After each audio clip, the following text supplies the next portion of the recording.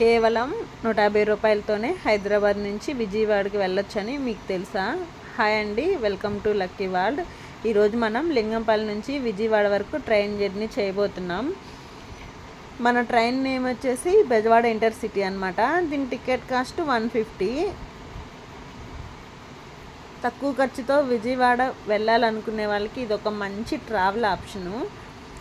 మరి ఈ train journey ఎలా ఉంది, మధ్యలో కనిపించిన ప్రకృతి అందాలు ఏంటి, విజయవాడకి ఎంత సమయం పట్టింది, మీకు ఫుల్ జర్నీ వీడియో కావాలంటే నేను ఈ వీడియో కింద లింక్ ఇస్తాను, మీరైతే చూసేయండి. ఈ ట్రైన్ లింగంపల్లిలో 4:40కి స్టార్ట్ అవుతుంది. బేగంపేట వచ్చేసరికి 5 అవుతుంది. నెక్స్ట్ స్టాప్ వచ్చేసి సికింద్రాబాద్కి 5:25కి అలా వస్తుంది. ఒక 5 మినిట్స్ అయితే ఉంటుంది.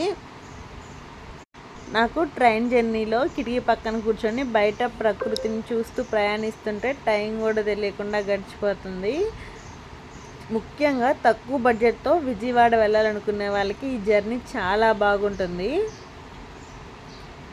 బాయ్ అండి, నెక్స్ట్ వీడియోలో కలుద్దాం.